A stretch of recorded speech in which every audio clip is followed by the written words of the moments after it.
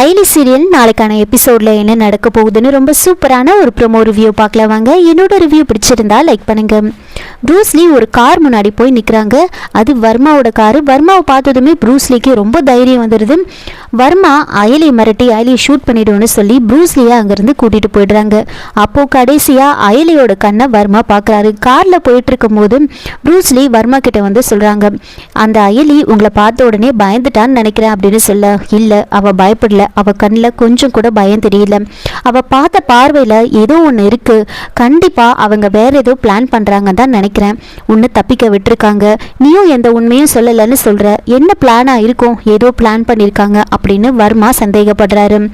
இங்க அயலி வந்துட்டு அவங்கள தப்பிக்க விட்டுட்டு பார்த்துட்டு இருப்பாங்க. இப்போ கூட அவங்களோட டீம் எல்லாருமே வந்து சொல்றாங்க, மேடமா நம்மளோட பிளான் ஃபெயிலியர் ஆயிடுச்சே அப்படின்னு ரொம்ப ஃபீல் பண்ணி சொல்ல, அப்போ அயலி வந்துட்டு சிரிக்கிறாங்க. என்ன மேடம் பிளான் ஃபெயிலியர் ஆயிடுச்சுன்னு நான் சொல்கிறேன், நீங்கள் சிரிக்கிறீங்க அப்படின்னு சொல்ல, பிளான் ஃபெயிலியர் ஆகலை, சக்ஸஸ் ஆயிடுச்சு அப்படின்னு சொன்னதுமே, என்ன மேடம் சொல்கிறீங்க நீங்கள், அந்த ப்ரூஸ்லி தப்பிச்சு போயிட்டான் அப்படின்னு சொல்ல, அப்போது நடந்த விஷயத்த அயலி வந்து சொல்கிறாங்க.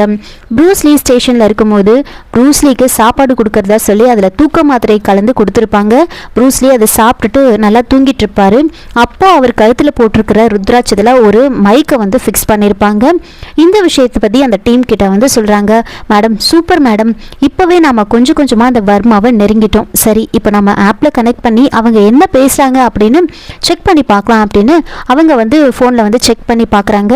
அப்போது அந்த ப்ரூஸ்லியும் வர்மாவும் பேசிகிட்டு இருக்கிறது நல்லாவே அவங்களுக்கு வந்து கிளியராக வந்து கேட்கும். இது போதும், நமக்கு இனிமேல் அவங்கள ட்ராக் பண்ணுறது ரொம்ப ஈஸி, அவங்க என்ன பிளான் பண்ணுறாங்க நமக்கு ஈஸியாக தெரிஞ்சிடும், நம்மளோட பிளான் சக்ஸஸ் ஆயிடுச்சு அப்படின்னு சொல்லிட்டு எல்லாரும் பேசிகிட்டு இருக்காங்க. அதுக்கப்புறம் அயலியும் சிவாவும் அங்கேருந்து வந்து வீட்டுக்கு போகிறாங்க. அப்போது வெளியில் பார்க்கில் வந்துட்டு என்ன பண்ணுறாங்கன்னா, ரவி வந்து ஸ்மோக் பண்ணிட்டு இருப்பாரு. இதை வந்து பார்த்ததுமே சிவா என்ன பண்ணுறாரு, அவரை வந்து அப்படியே வீடியோ எடுத்துகிட்டு இருப்பாரு. வீட்டில் இருக்கிற எல்லாரை பற்றியும் வந்து ஒரு கமெண்ட் சொல்லி ரவி வந்து தனியாக பேசிக்கிட்டு இருப்பாரு. சிவா அதை வந்து வீடியோ எடுத்துருவாரு. எடுத்ததுக்கப்புறமா ரெண்டு பேரும் அதை எடுத்துகிட்டு இருக்கும் போதே ரவி வந்து பார்த்துருவாங்க. பார்த்துட்டு நீங்கள் ரெண்டு பேரும் இங்கே என்ன பண்ணுறீங்க அப்படின்னு கேட்டுட்டு இருக்கும் போது எல்லாரையும் அங்கேருந்து கூப்பிட்டுடுறாங்க. வீட்டிலேருந்து மொத்த பேரும் வெளியில் வந்துடுவாங்க.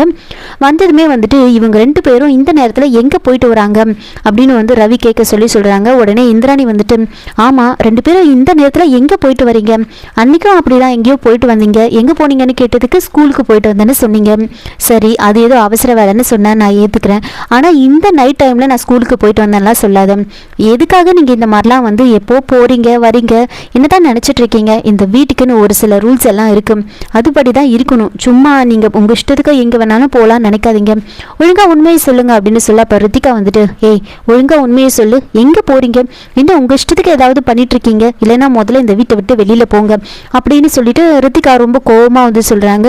உடனே அயலி வந்து என்ன பண்றாங்கன்னா, எப்படி தப்பிக்கிறதுன்னு தெரியாம, நான் ஒரு விஷயத்தை சொல்லுவேன் ஆனா நீங்க வந்து எதுவும் சொல்லக்கூடாது அப்படின்னு வந்து சொல்றாங்க. என்ன விஷயம் சொல்லுங்க முதல்ல அப்படின்னு சொல்ல, இவருக்கு வந்து தூக்கம் வரலன்னு சொன்னாரு, அதனால வெளியில வாக்கிங் போயிட்டு வரலான்னு நாங்க போனோம்.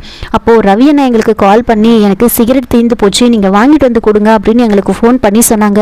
அப்படி மட்டும் நீங்க வாங்கிட்டு வரலன்னா நான் வந்து உங்களை வந்து வீட்டில் போட்டு கொடுத்துருவேன் அப்படி இப்படின்னு சொன்னதுனால நாங்கள் வந்து வாங்கிட்டு வந்து கொடுத்தோம் அப்படின்னு சொல்ல, என்ன கதை விடுறியா, உன் இஷ்டத்துக்கு பேசிகிட்டு இருக்க, அதெல்லாம் என் மருமகனுக்கு அந்த பழக்கம்லாம் கிடையவே கிடையாது அப்படின்னு செல்வநாயகி சொல்ல, அவர் கால் கீழே பாருங்கள் சிகரெட் இருக்குது அப்படின்னு சொன்னதுமே, அதெல்லாம் யாரோ பிடிச்சிட்டு போட்டிருப்பாங்க, அதெல்லாம் நான் பிடிச்ச மாதிரி ஆயிடுமா அப்படின்னு ரவி சொல்கிறாங்க.